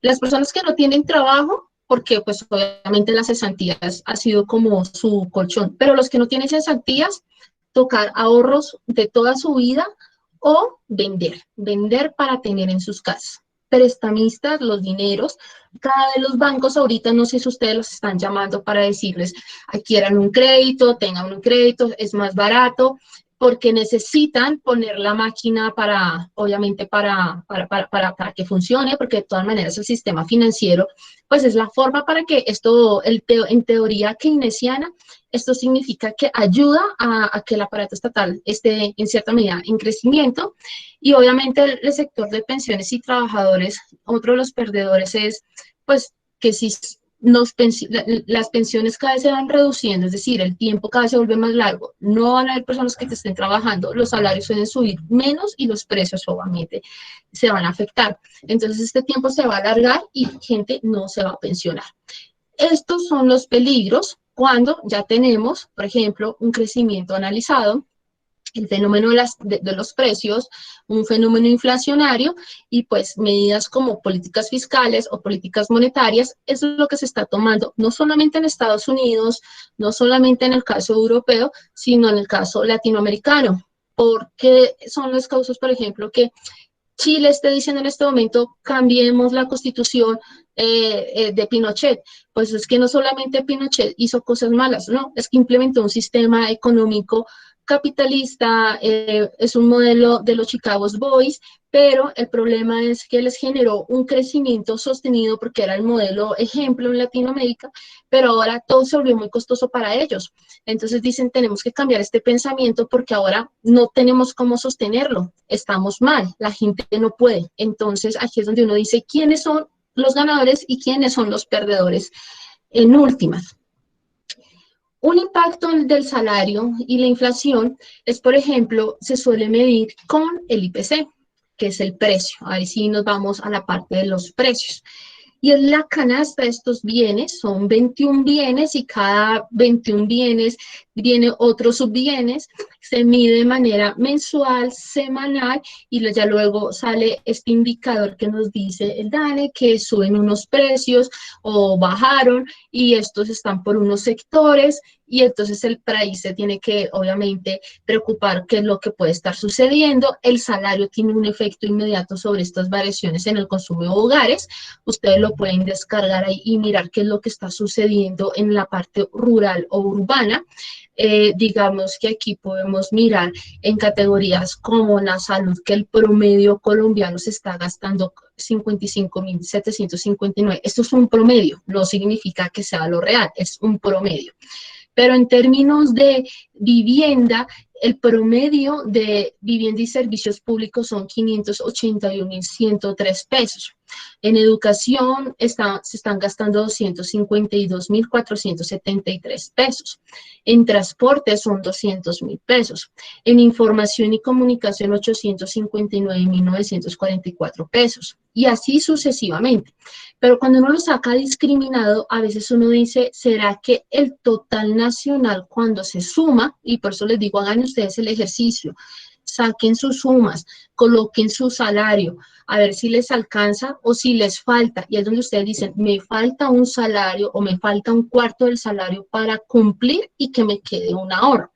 Porque esas diferencias es donde uno dice, las personas sí somos sensibles a estos precios y no nos damos cuenta cuando estamos pagando las facturas.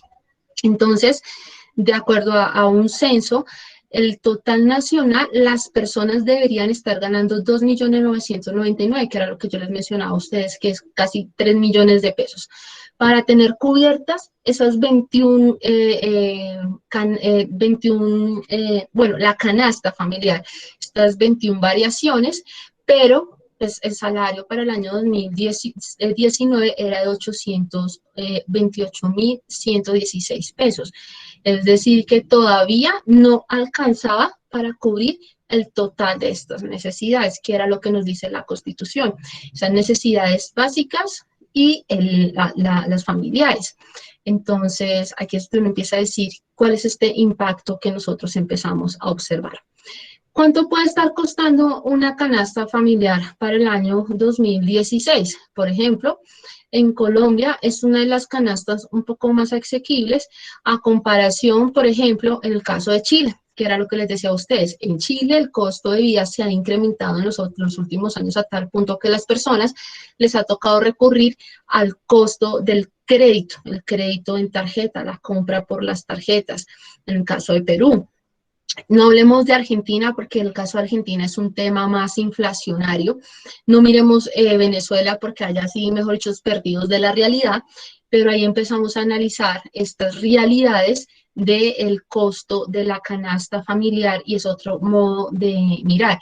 Pero si miramos el costo de Colombia, entonces recuerden ustedes, las personas, bueno, yo tuve amigos que se fueron al Mundial de Rusia y se fueron con un ahorro y a lo último decían, nos tocó comer pura hamburguesa porque era más barato que irnos a un restaurante porque salía costoso los viajes, además porque Rusia es casi dos continentes, no digo casi, son 2 continentes, pero dependiendo de dónde estaba jugando en ese momento la selección, entonces el tema de los trenes o el tema del avión, solamente ese trayecto les parecía muy costoso y además estar en hospedaje. Entonces, ellos mencionaban como tocaba prácticamente a punta de hamburguesa, perro, entonces pizza, que era lo más barato. Recuerden lo que les mencionaba ahorita, lo que decía Esther Dulfo, las personas a veces por la misma necesidad recurren a la chatarra, que es la ingesta calórica más barata que la misma costosa, porque a veces alimentarse bien sale más costoso que el alimento más barato. Entonces aquí empezamos a ver las diferencias entre ciudades más costosas y las más baratas. Y aquí es donde empezamos a ver el nivel o la calidad de vida. ¿Quién me estaba aquí alzando la mano?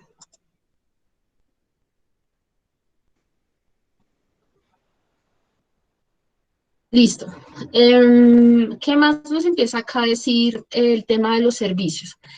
Que la inflación también a nosotros nos afecta, por ejemplo, inmediatamente, el tema de los trámites notariales, el transporte público, los impuestos, las personas que tienen el carro, el SOAT, la cuota moderadora de la EPS y así sucesivamente. Es decir, que ahí empieza todo nuestro drama año a año cuando dicen se sube, empezamos a ver el tema de cómo nos afecta. Este es un ejercicio también que se había realizado de cómo el salario con qué se puede comprar. Y entonces en este caso recuerdo que había sido un estudiante que dijo, mire, yo compro unas cantidades, y entonces decía, mire, es que yo me compro una CISPAC, pago una salud de tanto, no le ha afectado la cuarentena, pero paga lo más costoso para él, es el portátil porque lo estaba pagando y su cuota de ICTs. Su mercado en ese momento costaba 770.000 pesos y el total a él le daba de todo eso 4.470.000 pesos, pero su salario era de 1.200.000. La diferencia para alcanzar a vivir era de 3.270.900. En ese momento él no se había dado cuenta de todo lo que gastaba, porque como él vive en la casa de los papás, no era sensible a estos precios. Ahora pregúntense ustedes si viven ustedes en la casa de sus papás o bien en la casa de alguien y se están gastando más allá de este salario y no se dan cuenta de estos huecos que pueden tener en sí y que pues pueden estar afectados en este momento por estas mismas políticas. En el caso de esta persona, él decía, yo no me veo afectado porque vivo en la casa de mis papás. Pero si viviera afuera, quizás no se estaría gastando todo lo que él se estaba pues gastando. Él dice, por ejemplo, que no gasta en servicios públicos, pero sí gasta en Uber en ese momento.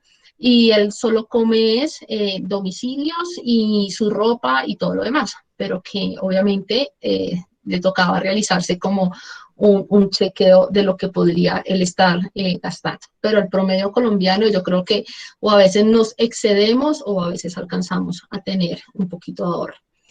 Recordemos que de todas maneras este caso, la pérdida del poder adquisitivo, siempre está atado a la capacidad de compra con nuestro salario, que cuando suben los precios está atado con este incremento del salario y que asimismo si sube o baja nuestro salario, puede que el precio en sí también esté implícito a bajar.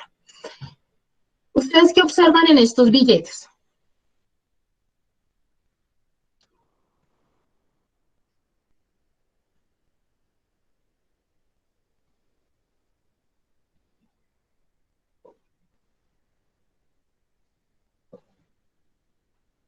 Unos valores súper altísimos, es decir, desproporcionados, un billete de 10 millones.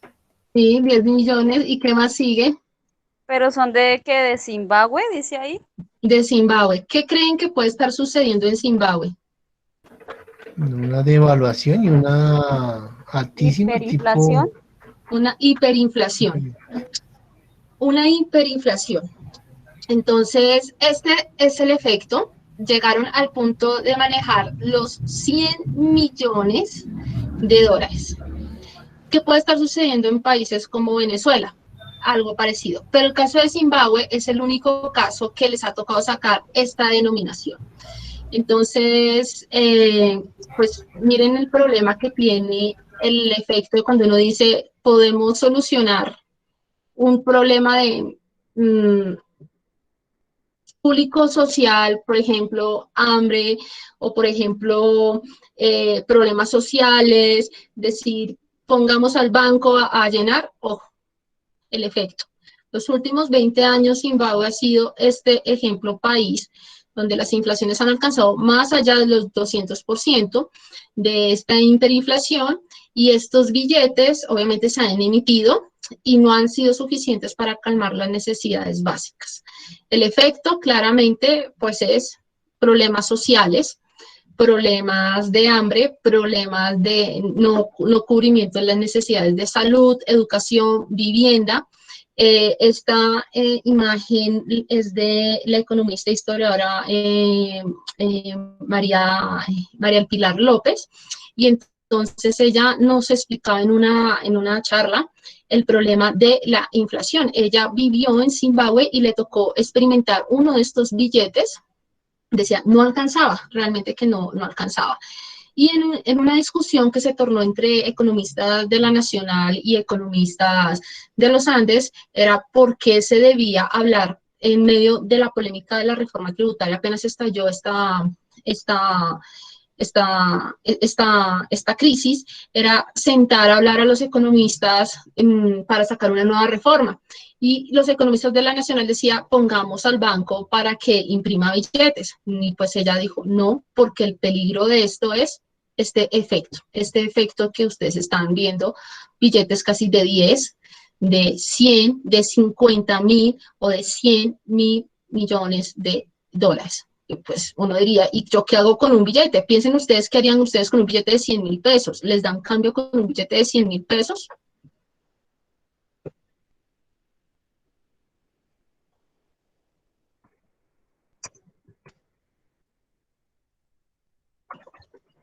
Sí.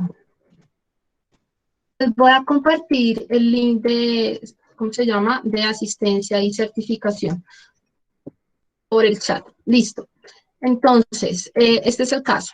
Nuevamente, recordemos, como el caso de Zimbabue, el tema de desempleo e inflación, que es, pues, si a la economía le va bien, pues se crean empresas, se contrata, hay más trabajo y el desempleo va a bajar.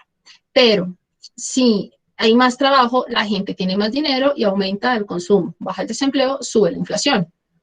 Ese es el problema. Por eso les decía, medidas como las de Biden, maravilloso, pero es que no se puede comparar Estados Unidos con Colombia, porque es como me decía un profesor en la externado, no es lo mismo Dinamarca con Dinamarca. Hay que tener claro ese tipo de fenómenos, pero lo que suceda en Estados Unidos va a afectar al mundo.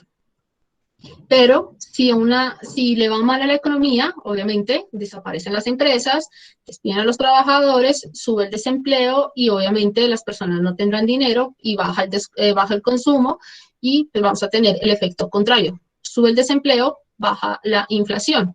El problema es que si al bajar la inflación tenemos economías congeladas. Llegan preguntas como las que les voy a formular.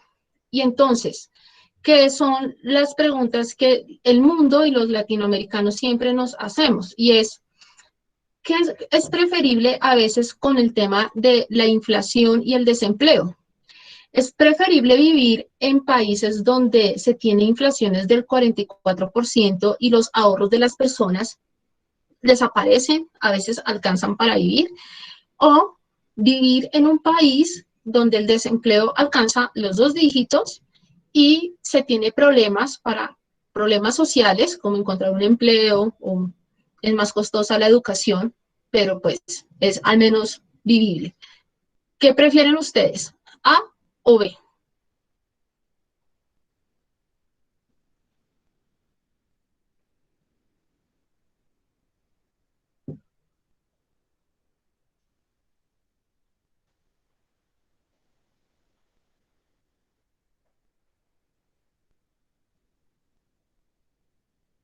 ¿No saben, no responden?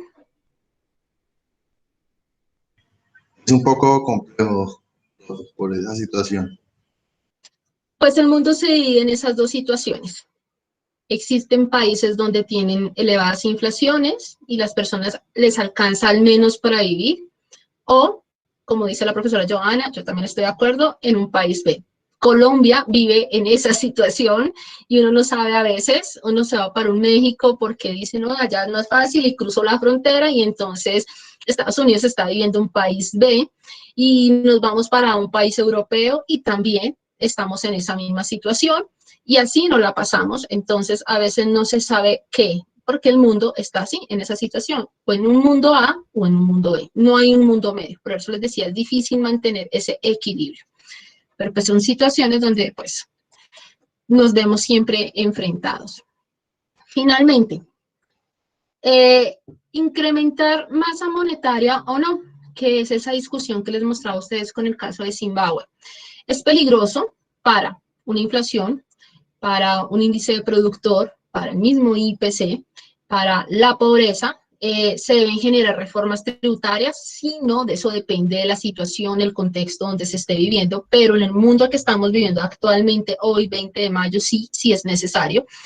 ¿Por qué? Porque tenemos que solventar unos gastos sociales, pero estos gastos sociales no deben ser eternos, no deben ser por allá en el largo plazo, sino en el corto plazo, y se tienen que estar todo el tiempo reevaluando las políticas públicas a partir de la política económica. Sí se debe sostener el incremento salarial claramente, pero se debe generar una mejor distribución de los ingresos en la población, porque no podemos olvidar estos fines constitucionales. Entonces, pues aquí es donde uno empieza a hacer toda esta reevaluación del por qué es tan importante estas variables económicas como crecimiento, el salario, el empleo, la redistribución de rentas, el comportamiento en qué gasta un gobierno, y eso que no nos alcanza el tiempo para hablar de balanza de pago, que sería como, ¿y qué pasa con estas reservas? ¿Y qué pasa con las utilidades? ¿Y qué pasa con el gasto? Pero a manera, digamos que simple, aquí empieza uno a mirar qué sucede con la economía y por qué es tan difícil a veces entender el mundo del economista y el mundo del político, y cuando llegan los dos, a veces tienen que chocar, o se la llevan bien o se la llevan mal. No sé si hasta acá tienen alguna duda, pregunta, sugerencia. No se les olvide aquí llenar el link de asistencia que les acabé de enviar. Los escucho.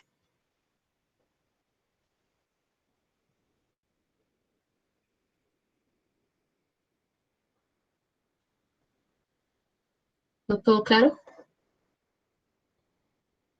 Muy claro, profe. Clarísimo, profe, muchas gracias. Listo. Entonces, pues nada, nos vemos la otra semana. Estaremos con las dos últimas charlas en estos próximos 15 días. La otra semana estaremos hablando de un tema ya relacionado con la parte fiscal, todo que tiene, es un tema muy específico sobre fiscal. Y en 15 días, otro tema de contratación pública relacionado ¿qué? Con el tema de compras, responsabilidad contractual, extracontractual. Aquí les vuelvo y les envío el link de asistencia, que sería con eso que finalizamos por este semestre todos los, ¿cómo se llama? Los temas de proyección social. Nuevamente, muchas gracias a ustedes por participar en estas charlas que realiza el programa de Administración Pública y el área de proyección. Y pues nada, no se desconecten con todo lo que estamos realizando. Y a propósito, el programa abrió el Facebook de Administración Pública, para que estén ahí también enterados de todo lo que se está realizando. Entonces, en el correo, bueno, bien, que los estén siguiendo para que estén ahí enterados. En el correo les voy a mandar el link para que los sigan, nos sigan al programa y también estén ahí enterados de lo que el programa esté realizando. Entonces, muchísimas gracias y nos estaremos viendo en 8 días. Muchas gracias, profe. Buen tema, gracias. Gracias, profe. Feliz tarde. Gracias, profe. Feliz tarde. Gracias, profe y profe. compañeros. Sobre Feliz todo. tarde para todos. Muchísimas gracias, muy interesante el tema. Me alegro mucho que les haya gustado. Feliz tarde. Muchas gracias, profe. Muchísimas gracias, profe.